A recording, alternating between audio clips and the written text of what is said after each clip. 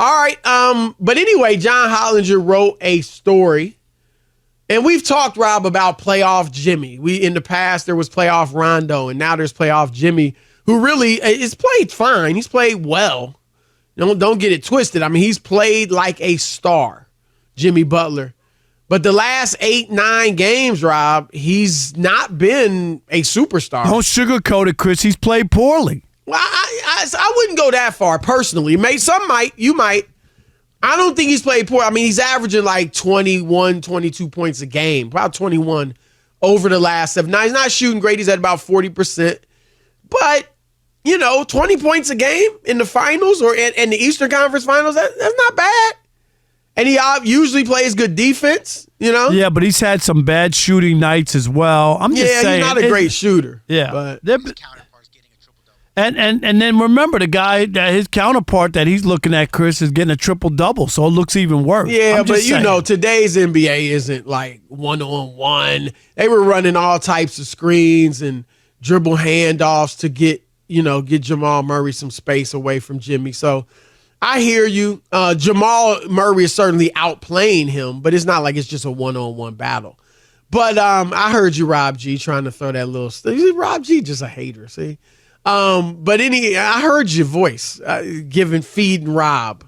But anyway, what are you talking about? I heard Rob G telling you. He wasn't talking to me. His counterpoint. He was talking to Alex. Oh, please. Because Alex is interested in what's going on in the NBA. Anytime you bring stats, it's like it's a text from Rob No, G. it's not. I got my own notes. Look. Yeah, all right. That's a rundown, Rob. Oh, right. Is that a rundown? Nice try. That's a rundown from Rich and Covino. No wonder something told me to laugh at the girl's fat butt, and I thought that doesn't fit our show. Oh, all right. Rob G. But anyway, this story by John Hollinger saying we've talked about playoff Jimmy, but how about playoff Jamal? His numbers, Rob, jump higher than Jimmy's do in the postseason. Rob G., give us some of the numbers and kind of the gist of what Hollinger's talking about. Oh, it's huge. Now, not only, as we have already mentioned, that Jamal Murray's regular season points per game goes from 16.9 to 25.4, which is by far the largest in NBA history among players with at least 30 playoff games. All right? But this is the one that's going to blow your mind. There are 7 players in NBA history who have averaged 25 points, 5 rebounds, 5 assists per game in the playoffs and have played at least 50 playoff games. The first 6, Michael Jordan, LeBron James, Jerry West, Steph Curry, Giannis Antetokounmpo, and Nikola Jokic. That's a crazy list, ain't it? 5 multiple MVPs. Wait, what? Say that list again? Jordan, LeBron, Jerry West, Steph, Giannis, Jokic. I didn't hear you say LeBron's. I was like, I know LeBron's. So that's 5 multiple MVPs and the guy who was the logo of the league. The 7th player on that list, Jamal Murray, who has never even made an All-Star game. He's 25, 5, and 5 for his career in the playoffs. That's crazy. In the regular season. From regular season to playoffs. And some of those, and I feel you, and it's fair. But the regular season points per game are a bit skewed just because early in his career, he wasn't scoring as much and they weren't making the playoffs. But just for context, all right? Regular season, this is all regular season to playoff performance, his numbers. Scoring, 16.9 to 25.4. Assists, 4.2 to 6.2. 3-point percentage, 37 to 40. True shooting, 56 to 59. PER, 16.4 to 22.3. All while increasing his usage by 3 percentage points. Wow. That's something. Man. Those are incredible numbers. They really are. So, Rob, let me ask you this. Why aren't we – people are raving about him. There's no doubt about that. But you haven't heard the nickname Playoff Jamal. You heard Bubble Jamal in the bubble. But why do you think he's not getting even more love than he should? You think it's just because – it's the Denver thing. Jokic wasn't getting a ton of love, even though he got the 2 MVPs. But, a lot of people didn't see him. You think that's hindering Jamal as well? I think it's, Chris, the last couple of years he was hurt. Right. And out of sight, out of mind, I think. Would that be fair? I think that's very fair. Yeah, I think that's why he's kind of off everybody's radar, and you forget what he did 3 years ago. You know what I mean? And what he was doing because he's been hurt. So I think it's more about that than people just not realize than people not realizing or thinking that he's a good player. So I think it has more to do with that over the last few years. Yeah, and I'm tempted to kind of talk about his youth. He's only 26. As you said, he missed a few years because of injury, the last few. But I do have to say this, Rob.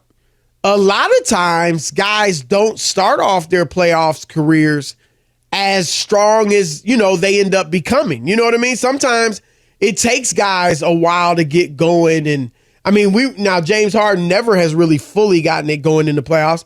But remember his first time in the finals, and he struggled mightily against the Heat. I wrote that off his youth, but so I don't know if we can just say, well, he hadn't played a lot of playoff games, or, he's played 51, which is a good number, but, he hadn't played in the league long enough for us to really, look at the jump from regular season to postseason, because, many guys put up worse numbers in the postseason. Rob, you know what they say, and this for basketball and baseball.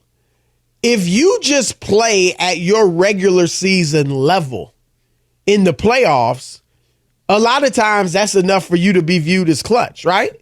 Mm-hmm. Just don't decline. If you're a 310 hitter in the regular season and you hit 310 in the playoffs, then people are going to look at you as clutch. Right. Just don't drop off to 260. It's just right. When you go from that and then you bat 210 in the postseason. Right. Right. Like that was the big thing when Dave Winfield, when George Steinbrenner called him Mr. May. You remember? Because you had Reggie Jackson who was Mr. October. Right. That was clever by George. You got to admit that. No, it was very clever. It was mean but clever. Clever, yeah. Mr. May. But anyway, look, Jamal Murray's got it, man. That's really all you can say about it, Rob. He's got it. He doesn't shrink from the moment. It's never too big for him. He may have a bad game. He had one, yet, Chris. Not like it wasn't awful, but what do you have, 18? He didn't have 20. It wasn't a bad game. It just wasn't a great it wasn't game. On part of him. And then what did he do the next game? He came right back and was had big the 30-point time. triple-double. Yes. But, even early in the playoffs, he had a 10-point game. He's not yet at that level, and who knows if he'll ever get there, where he just doesn't have any bad games in the playoffs, a la Jordan, a la LeBron, a la Jokic, that type of thing. But he is if he has a bad game, Rob, it's not because he shrunk. You know what I mean? It's not because he melted down. Right, because the moment was too big. Because we've seen enough of those moments under the heat lamp. Yep. And he's performed. Yep. So there's no reason to believe, like you say, he was terrible. Oh, he choked or he's not good. No, he had a bad game. I will say this, though, Rob. I do think, and I don't know that anybody, I think a few people have called him by this title. I think it's way too soon for that. Superstar. He's not, I don't think you can call him a superstar yet. But you just said it. But what, did he make an all-star team? No. What superstar? Stop. Yeah, and I do, look, the West is full of guards. Yeah, but if you're that guy, Rob, you'd be in the mix. He's not a superstar. I think if they win this series, then I think next season he's on the all-star team. Like, you know what I mean? Like, he'll be on that level where it's kind of like we don't know who's not making it, but he's going to be on it. Like he won't be Steph, obviously, but Steph and even Clay for a while, Rob, was like, he's making an all-star team. They're winning games and winning championships. He's dropping 20.